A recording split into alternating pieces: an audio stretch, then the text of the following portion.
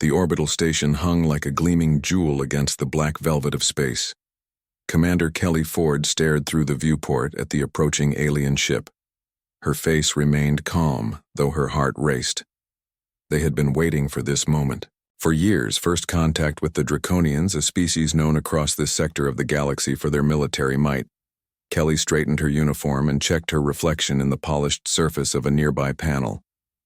Her brown hair was neatly secured in a regulation bun, her uniform crisp and perfect.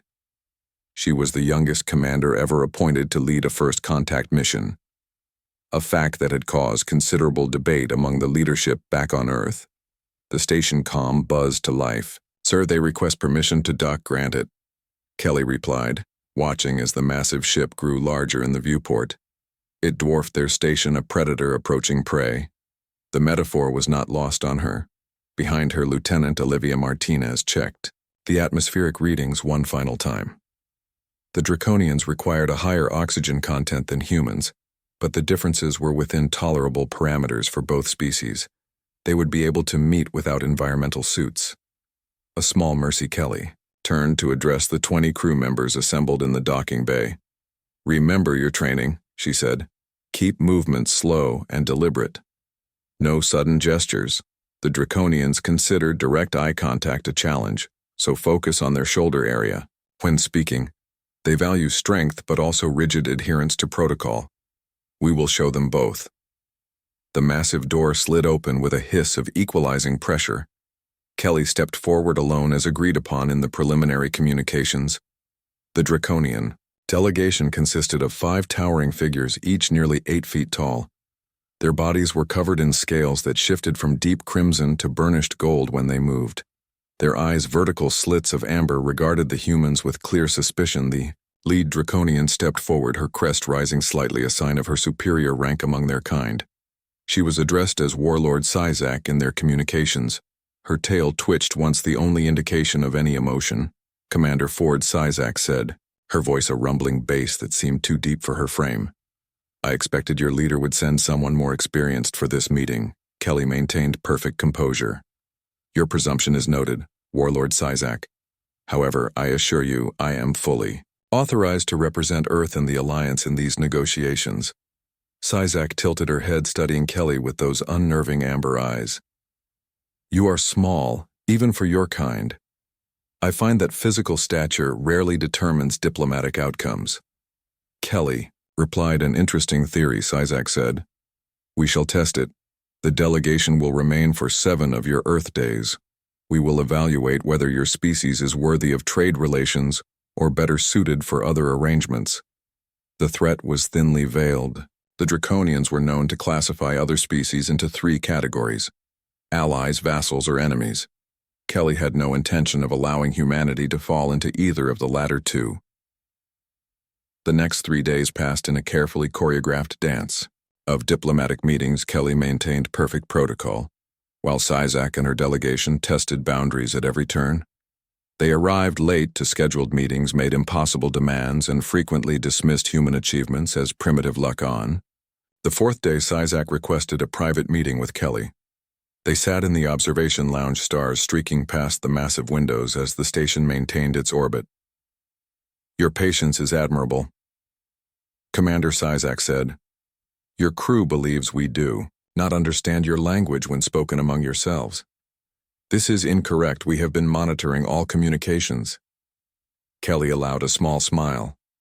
"We are aware of your translation capabilities, Warlord. That is why crew members have been instructed to speak freely. You cannot truly know a species if they only show you what they wish you to see." Sizak leaned back, her scales shifting to a deeper red. "Your deception is unexpected." "Not deception, transparency," Kelly countered. "Tomorrow, your security chief will suggest a combat demonstration between our forces. This has happened in every first contact situation with the Draconians, according to our intelligence. The outcome determines your final assessment of a species." Sizak went very still. "How could you know this?" Kelly placed a small data device on the table between them. "We know a great deal about your people, Warlord, more than you might think comfortable. If combat is your true measure, then we will oblige. But I suggest you consider carefully what assumptions you bring to that evaluation. Later that evening, Lieutenant Martinez found Kelly in the training room. Her commander was moving through a series of fluid exercises that seemed part dance, part martial art. They will choose you for the demonstration. Martinez said. Kelly nodded without breaking her rhythm. I know. The lieutenant hesitated. The Draconian security chief Carvex is their champion. She has never been defeated in combat. Their records show 73 kills in ritual combat. I reviewed the file. Kelly replied, finally stopping her exercise. Her face glistened with sweat, but her breathing remained steady. Martinez frowned. You can't possibly match her strength or reach. I don't intend to, Kelly said, reaching for a towel. Sometimes the most powerful weapon isn't strength but perception. The next morning, the Draconian delegation requested the station's combat arena be prepared.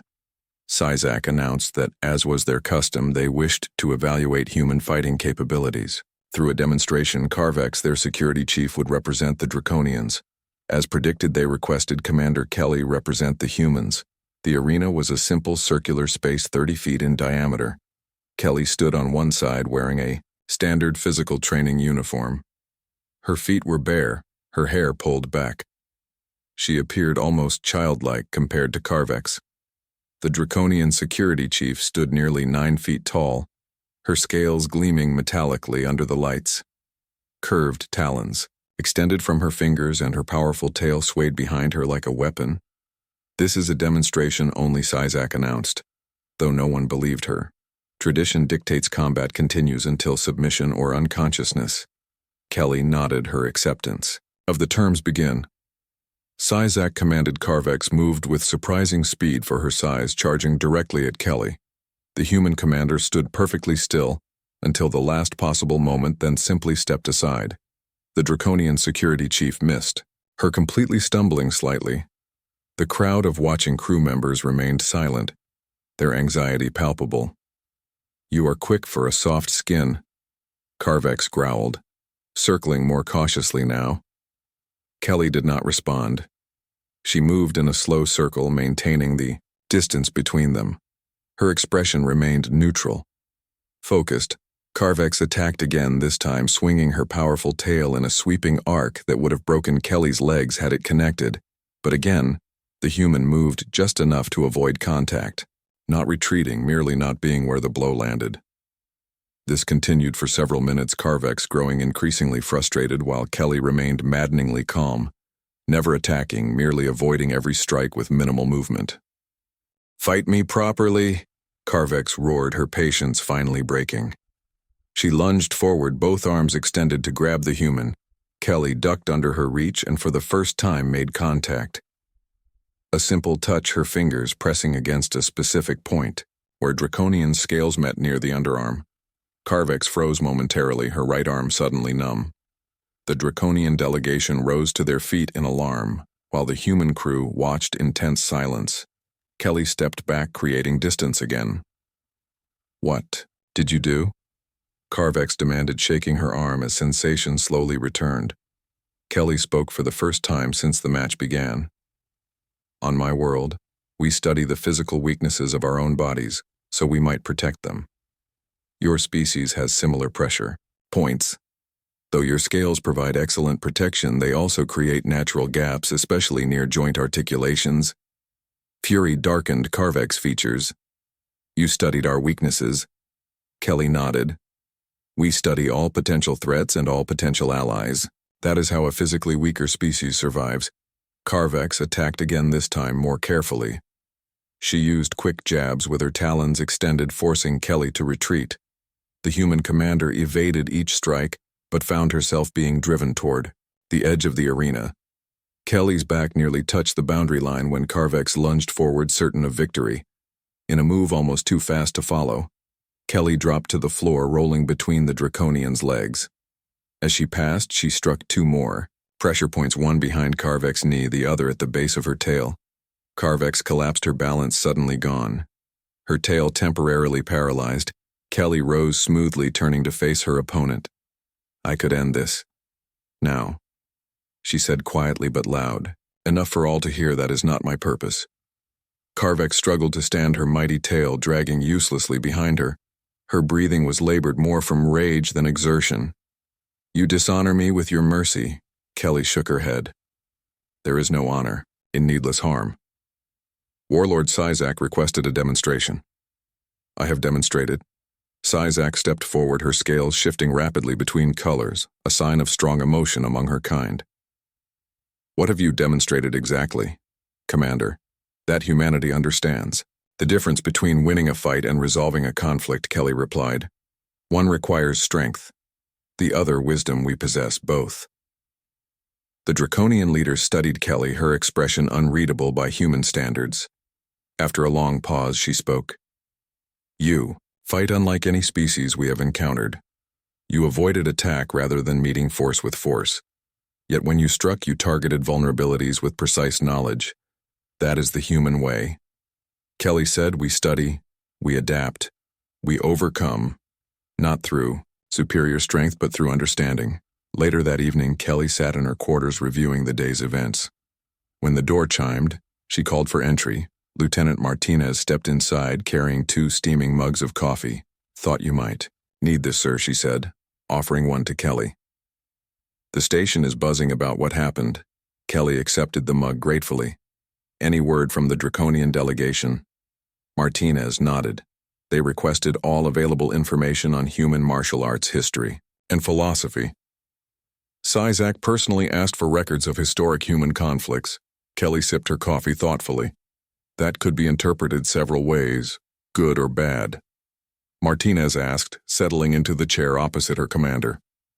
Both, Kelly replied. "Our history of warfare is not something we typically boast about, but it may help the Draconians understand us better. We have fought ourselves far more effectively than any alien species ever could. That history shaped us." The next morning, Kelly entered the conference room to find only Sizak waiting. The other Draconians were noticeably absent. The warlord stood staring out at the stars, her reflection in the viewport revealing nothing of her thoughts. "Commander," she said without turning, "I spent the night reviewing your species' history of conflict." Kelly moved to stand beside her. "Earth has a complicated past. 17,000 distinct wars," Sizak said. "The same planet, the same species, fighting each other across millennia, developing increasingly effective methods of destruction. And yet you survived." "We did more than survive," Kelly corrected. "We learned from our mistakes, though that learning came at terrible cost." Sizak turned her amber eyes, studying Kelly as if seeing her for the first time. "Your kind killed millions of your own species in conflicts over resources, territory, ideology. Yet now you seek peaceful contact with other worlds. This contradiction puzzles me." Kelly considered her words carefully. "The contradiction, as you call it, is precisely why we seek peaceful relations. We understand the cost of conflict better than most, because we have paid it ourselves many times over." The warlord was silent for a long moment. When she spoke again, her voice had lost some of its harshness. "You demonstrated something unexpected in the arena yesterday, Commander. You could have defeated Carvex. You chose restraint instead. This is not a quality the Draconians associate with predator species. We can be predators when necessary," Kelly acknowledged. "But we prefer to be partners. For 3 days, your crew has endured provocations that would have led most species to diplomatic incidents." Sizak continued. "Your Lieutenant Patel was deliberately insulted by my weapons officer. Your Ensign Wu was challenged to a strength contest he could not possibly win. Yet in each case your people responded with restraint while never showing weakness. This is a combination we have not encountered before." Kelly smiled slightly. "It's a distinctly human trait. We can appear docile until threatened, then become surprisingly dangerous. But we prefer to reserve that capacity for genuine threats, not diplomatic posturing." Sizak made a sound that might have been a laugh on a human. "The other delegation members are conducting a detailed security assessment of this station. They believe I don't know." Kelly nodded. "We are aware they have accessed only the areas and systems we permitted." Again that sound. Perhaps you are worthy of alliance after all, Commander. Your species seems to combine the cunning of the Vexari with the adaptability of the Morgathi. Both species we count as valued allies. The door opened, admitting the rest of the Draconian delegation. They moved differently now, their postures less aggressive, more respectful as they took their seats. Warlord Sizak turned, addressing both groups. I have reached a preliminary decision. She announced the Draconian Empire will establish formal diplomatic relations with Earth and the Human Alliance. A permanent embassy will be established and trade negotiations may begin. Kelly maintained her professional demeanor, though beneath the table her hands trembled slightly with relief. Their mission was a success. Later, as the human crew celebrated, quietly in the station's recreation area, Martinez approached Kelly. You knew, didn't you, she asked, that the combat demonstration was the real test? Kelly watched the stars through the viewport. The intelligence briefing suggested it was likely their culture values martial prowess, but they respect intelligence even more. We needed to show both. Martinez shook her head slightly. You let everyone believe you were at a disadvantage, even your own crew. Information is itself a tactical advantage, Kelly replied. Sometimes appearing weaker than you are serves a greater purpose, but you could have been killed. Martinez protested. Kelly smiled, her first genuine smile in days. The Draconians never intended to kill me. They wanted to understand us. Now they do. At least they understand enough to make them cautious. That caution will protect Earth far more effectively than any show of force. As the station continued its silent orbit, Kelly watched the Draconian ship through the viewport. She knew this was just the beginning. Relations with the Draconians would never be simple, but humanity had earned something precious: respect. And in the dangerous galaxy they inhabited, respect was often the difference between survival and extinction. The Galactic Council chambers buzzed with tension as representatives from 17 species debated the petition. Before them, Earth had formally requested membership, a move that had divided the Council unlike any issue in recent memory. Dr. Abby Morgan stood calmly at the center of the massive circular chamber. Her small human frame seemed almost comically out of place among the varied alien forms surrounding her. Some towered 15 feet tall, while others floated in specialized environmental tanks. Most regarded her with expressions ranging from curiosity to outright hostility.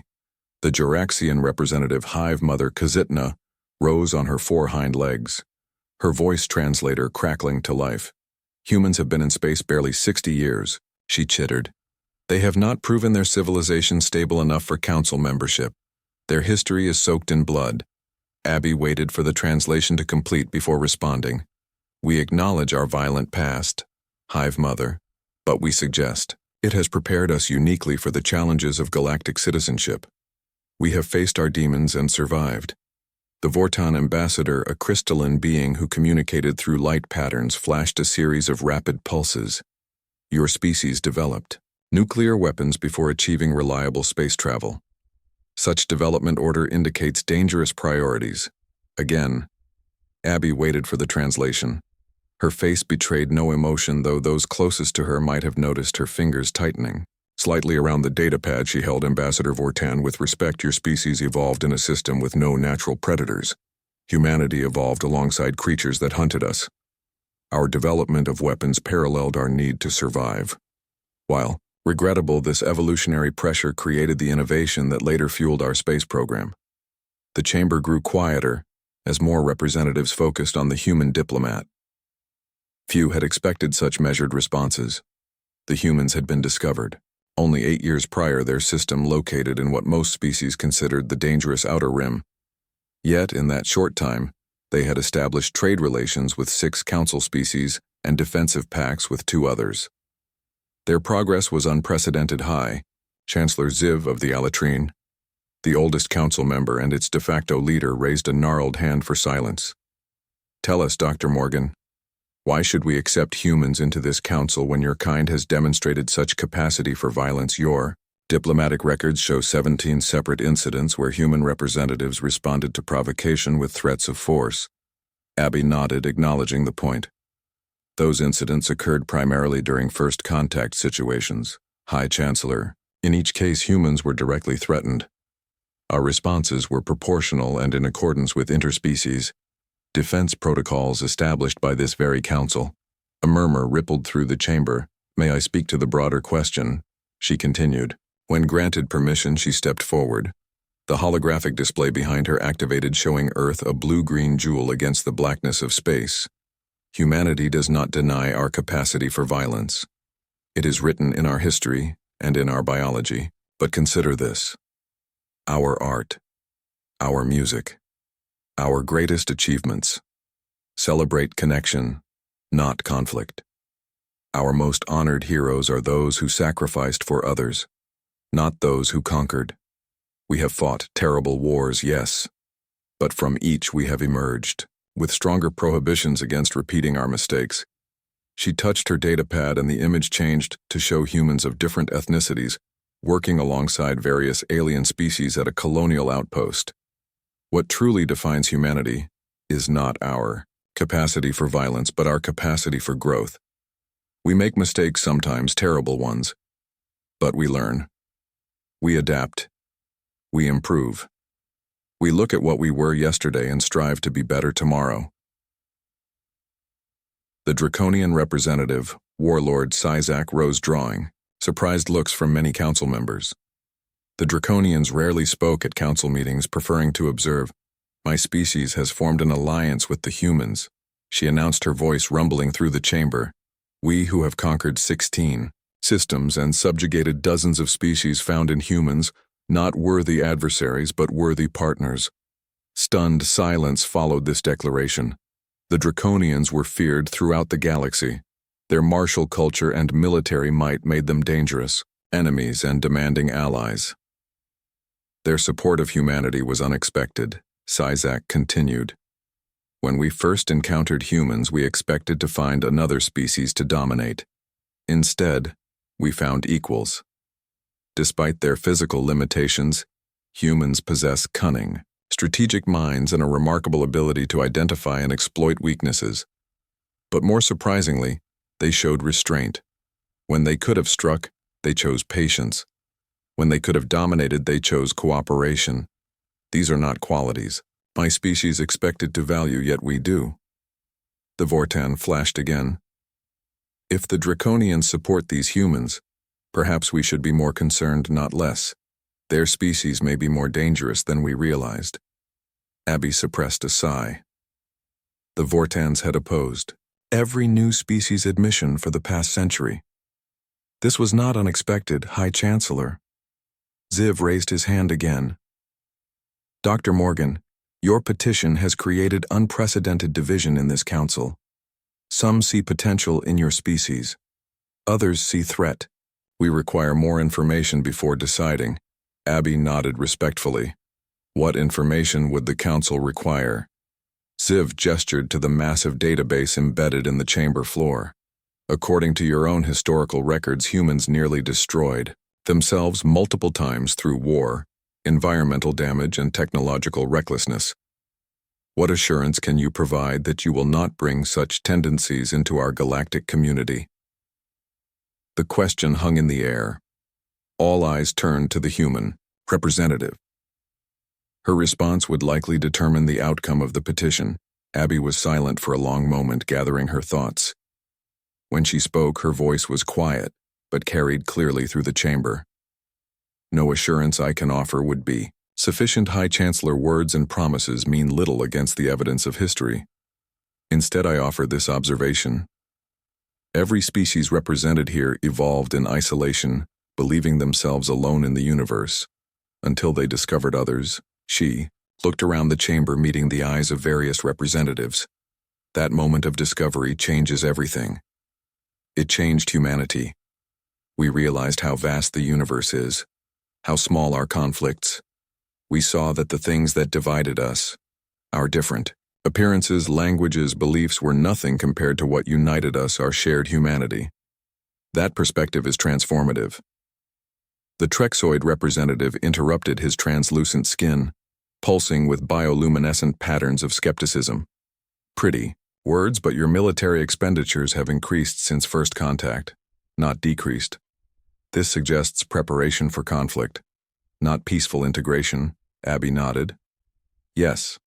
Our military has expanded, as has our exploration fleet and our diplomatic corps. We exist in a dangerous galaxy, as many here have reminded us. We would be fools not to protect ourselves.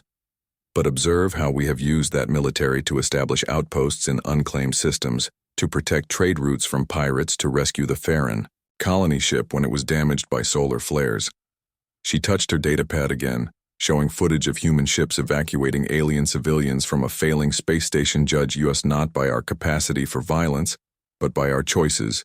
And know this: if admitted to the Council, humanity will defend its principles with the same determination with which we have defended ourselves. The chamber fell silent as her words were translated into 17 different languages. The High Chancellor conferred quietly with his aides while representatives murmured among themselves. Finally, Ziv spoke. This council will recess to consider Earth's petition. We will reconvene in 3 cycles. As the representatives filed out, many glanced at the human with new interest. The draconian representative approached Abby directly. You spoke well, human, she said.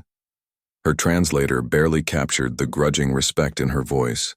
Thank you, Warlord Sizak. Abby replied, They fear us, as they should. Sizak responded, But fear can become respect when properly managed. You have managed it well today. Later in the human delegation quarters, Abby sat with her team reviewing the day's proceedings. Communications specialist Maya Ortiz handed her a steaming cup of tea. That went better than expected, Maya said. The draconian endorsement was a surprise. Abby sipped her tea. Not entirely. We suspected they might support us after the defense pact was signed. They respect strength but also wisdom. The combination fascinates them. Defense. Analyst Diane Foster shook her head. Still, the Vortans and Trexoids will vote against us. The Juraxians probably too, maybe, Abby said, but we don't need unanimous support, just a majority, and we made progress today. Several representatives who were undecided seemed more receptive after the session. Maya studied the holographic display showing the council voting predictions. Do you really think they'll admit us? Abby set down her cup. Eventually, yes. Whether in this vote or the next, humans have something the council needs, though they may not all realize it yet. What do they need? Maya asked. Abby smiled. A species that understands darkness firsthand, but chooses light anyway. The galaxy is changing.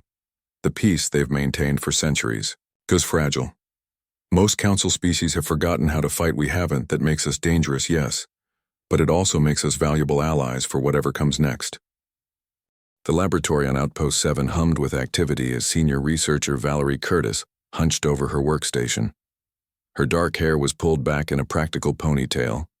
Her lab coat wrinkled from the 18-hour shift she was now completing.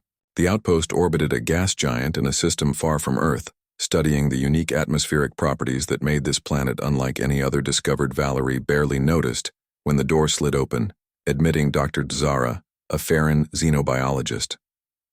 The alien scientist moved gracefully across the lab, her 8 limbs making barely a sound despite her considerable size. The Farrons were one of the oldest species in the Alliance, their scientific knowledge far surpassing human understanding in most fields. You are still working. Zara observed her translator converting the musical tones of her native speech into English. The translator could not fully capture the concern in her voice. Valerie nodded without looking up. Just finishing some calculations on the atmospheric density variations. We recorded some anomalies during the last probe. Zara moved closer, her compound eyes taking in the complex equations filling multiple holographic screens. Impressive work. But you have been awake for 3 standard cycles. This exceeds safety protocols for cognitive functions. This time, Valerie did look up, a slight smile crossing her tired face. I grabbed a nap earlier and lots of coffee. She gestured to the empty cups littering her workstation. The Farron scientist made a soft trilling sound that the translator did not attempt to interpret humans and their stimulants. Most concerning, yet effective, I acknowledge. Their conversation was interrupted by a station-wide alert. Klaxons blared as red emergency. Lighting activated all personnel to emergency stations. Unidentified vessels approaching. Repeat. Unidentified vessels approaching. Valerie was instantly alert, fatigue forgotten. She secured her workstation with practiced efficiency, while Zara moved to the communications panel. The Farron scientist accessed the sensor readings, her movements becoming increasingly agitated. Hegemony vessels, she said, her translator struggling to convey the gravity in her tone. 3 warships approaching at sublight speed. Valerie felt a chill run through her. The hegemony, a collection of predatory species, had been expanding aggressively into Alliance territory for the past 2 years. This remote research station was supposed to be safe, hidden in the magnetic fields of the gas giant. Are you certain? She asked, moving to Zara's side to examine the readings. The Farron scientist gestured to the distinctive energy signatures. The pattern is unmistakable, but they should not have detected us. The magnetic interference. Their scanning technology must have improved, Valerie said grimly. She accessed the station's defense systems, which were minimal at best. This was a research outpost, not a military installation. They had a single-point defense system and emergency shields, designed to protect against micrometeorites, not warship station.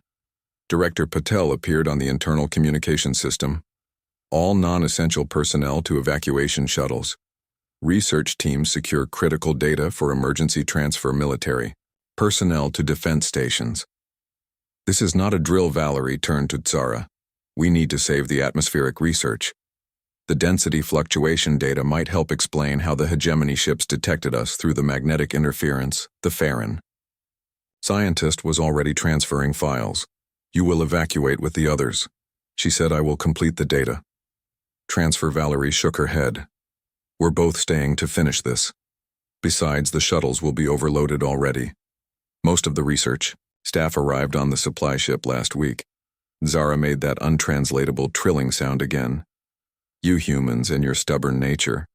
Working together, they managed to secure the most critical research data, downloading it to portable drives in the station's emergency beacon. The process took precious minutes that they might not have. The station rocked suddenly as the first impacts hit the outer shields. Valerie stumbled, grabbing her workstation for support. The lights flickered. Emergency power. Engaging shields at 60%, came the announcement over the comms. They must have brought their heavy cruisers. This time the director's voice could not hide her concern. Valerie accessed the external cameras. The hegemony ships were visible now. 3 vessels shaped like predatory sea creatures, their hulls covered in weapons. They were positioning themselves to surround the station, cutting off escape routes for the evacuation shuttles. We need to buy time for the shuttles to escape, Valerie said. She pulled up the station schematics, searching for options. The outpost had been built for science, not survival. Zara joined her. The primary shuttle bay will be targeted first. The hegemony always eliminates escape vessels before boarding. Valerie looked up. That doesn't make sense. This station has no strategic value. The Farron scientist's eyes shifted, a sign of distress. They do not seek strategic advantage. They seek specimens. The hegemony considers all other sentient life as research subjects. You humans are particularly valuable. Your adaptability makes you prized. Test subjects. Valerie felt sick but pushed the feeling aside, focusing on the problem at hand. If they wanted to capture rather than destroy, that changed the tactical situation. The station shook again as another volley hit the weakening shields. An idea formed in her mind. Access the atmospheric research lab, she told Zara specifically. File HC7749, the gas giant study. The Farron scientist moved quickly, pulling up the research, while Valerie accessed the station's environmental controls. What are you planning? Zara asked. The atmospheric compound we're studying, she explained. It becomes highly corrosive when introduced to specific elements found in hegemony ship hulls. The gas giant atmosphere is full of it. It's why we established the outpost here. Understanding dawned in Zara's compound eyes. But the concentration in the atmosphere is too diffuse to weaponize. That was in your preliminary findings. Valerie nodded grimly. That was before we discovered how to catalyze and concentrate it. The process is still experimental, highly unstable. You intend to create a weapon, she said. It was not a question. Valerie continued working. fingers flying over controls, not exactly a deterrent. If we can release a concentrated burst through the station's external vents when the hegemony ships get close enough for boarding, it might damage their hull integrity enough to force a retreat. It might also breach our own. Zara pointed out. Valerie nodded. That's why, well, seal off this section and evacuate everyone else first. The lab's environmental seals were designed to contain hazardous materials. They should hold long enough. The Farron scientist was silent. For a moment. You are suggesting we sacrifice ourselves for the others? Valerie met the alien's compound eyes. Not necessarily. But yes, if it comes to that, the shuttles have to get away. There's a research colony on Proxima B they can reach in 3 days. The Alliance needs to know the hegemony has penetrated this far into our territory. Another impact rocked the station harder this time. Warning hull breach on levels 3 and 4. Emergency containment activated. Valerie opened a channel to the Director Patel. This is Senior Researcher Curtis. I need authorization to access the atmospheric processing controls and vent modified compounds through the external ports. There was a pause before the response came. What exactly are you planning? Curtis. Valerie quickly explained her idea.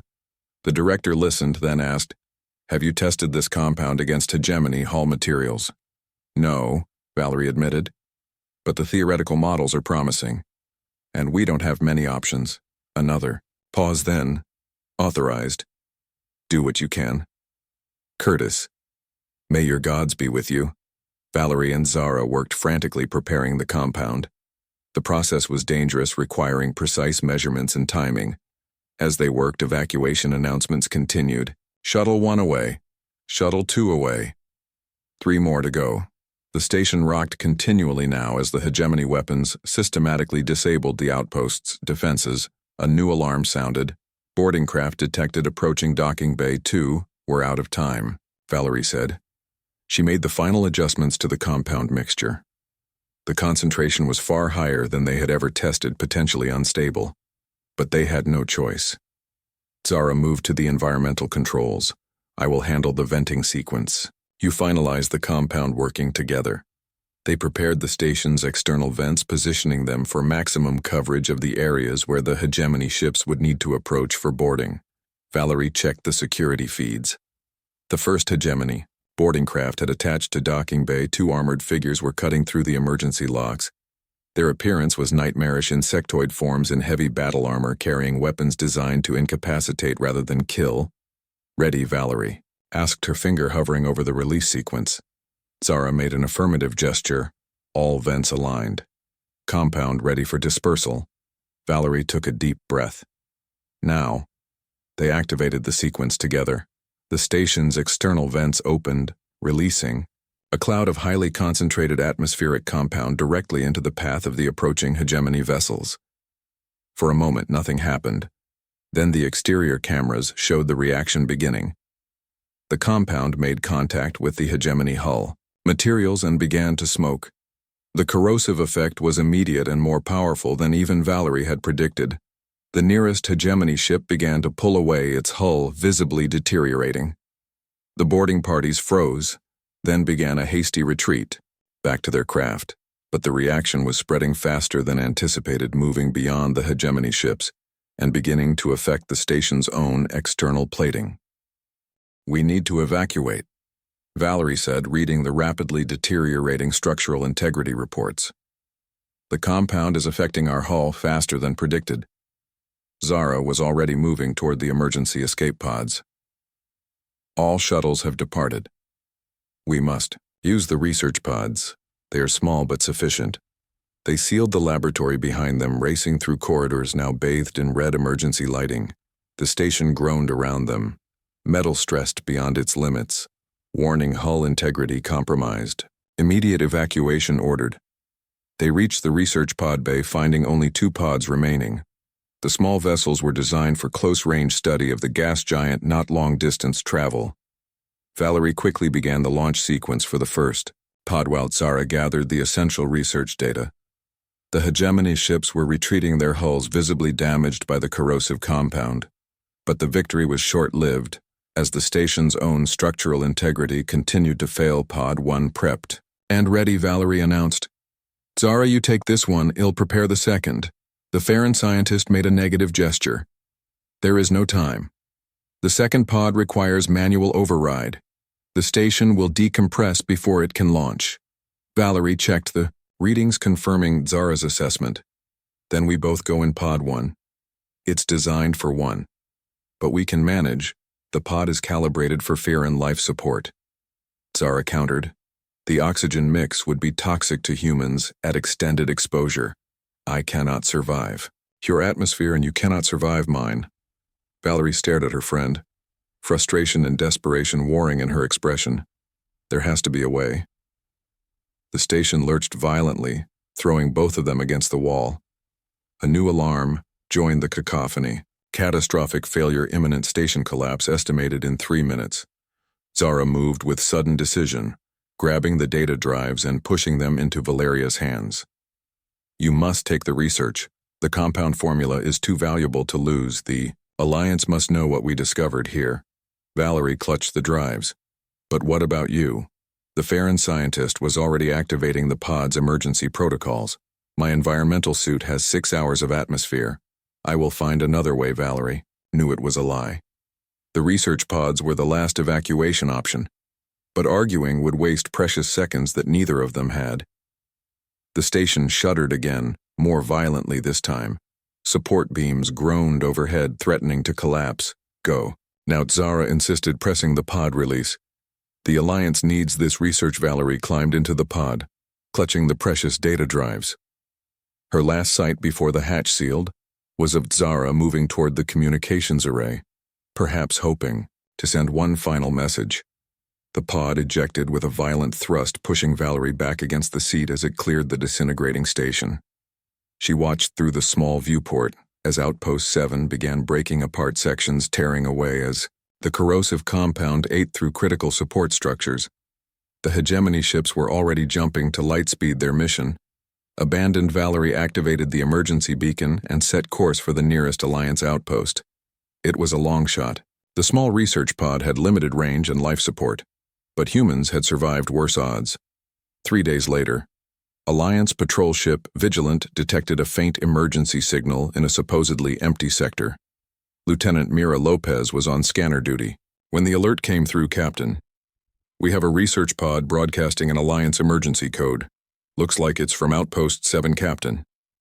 Diane Wilson frowned. Outpost 7. That station's gone silent. We assumed it was destroyed in the magnetic storm last week. Lopez adjusted the scanners. Life signs are faint but present. 1 human critically low life support. Maybe 10 hours remaining. Wilson didn't hesitate. Launch rescue team immediately. Plot intercept course, maximum speed. The rescue shuttle reached the pod with hours to spare. Valerie was unconscious, her oxygen nearly depleted, but she was alive. And clutched in her hands were the data drives containing both the research on the atmospheric compound and sensor readings of the hegemony. Attack. When she regained consciousness in the Vigilance medical bay, her first words were, "Did Zara make it?" Captain Wilson shook her head gently. "I'm sorry. No other survivors were found." The station was completely destroyed.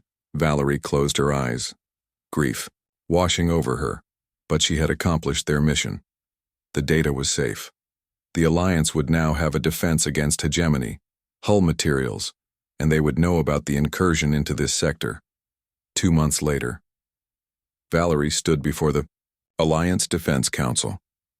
The chamber was filled with representatives from 27 species, all watching intently as she presented the findings from Outpost 7. The atmospheric compound, now known as Curtis-Zara solution, was being synthesized for defensive applications throughout Alliance territory. Dr. Curtis, your actions saved not only the research, but provided the Alliance with our first effective defense against hegemony technology.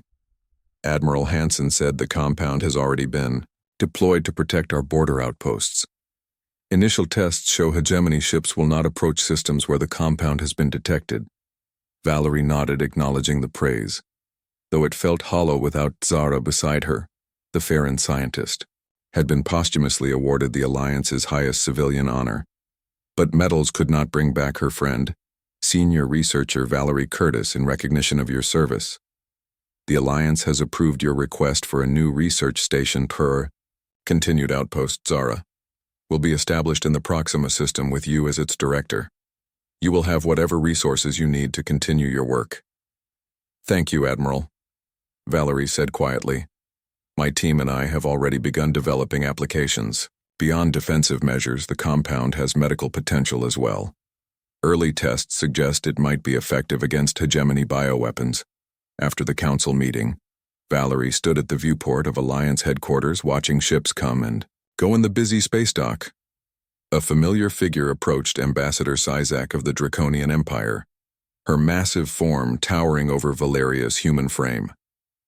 The Draconian studied her with those unsettling amber eyes. Your compound has changed the balance of power, researcher. The hegemony has withdrawn from 3 contested systems since its deployment. Valerie nodded. They were bullies.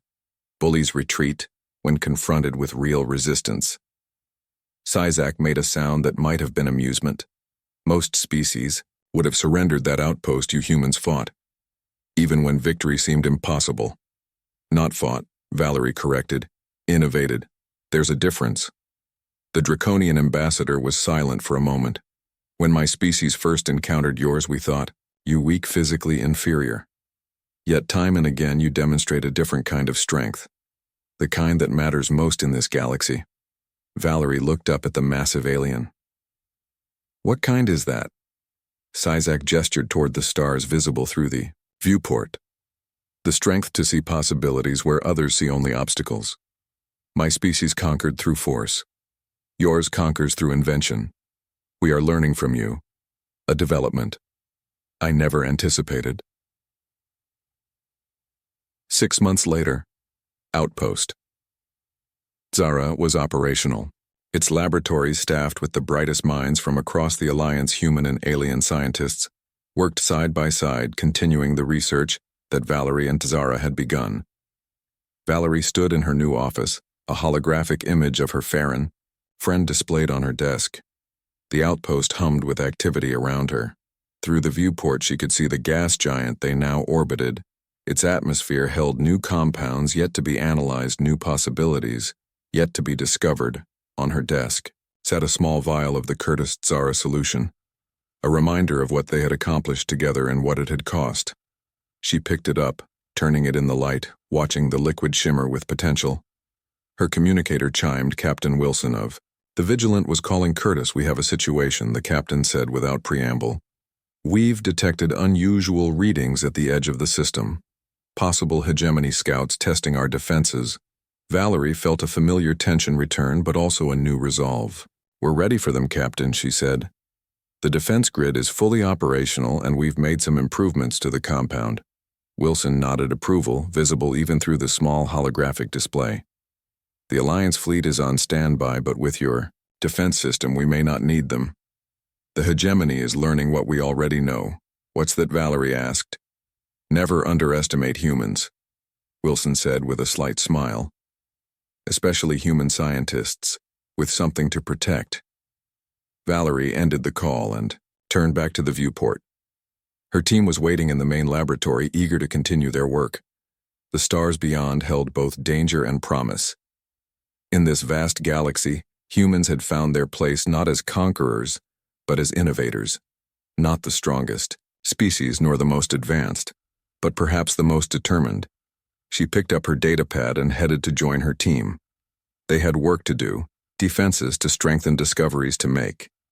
And somewhere out among those stars, the hegemony was learning a lesson that many had learned before: never corner a human. They tend to come up with the most surprising solutions.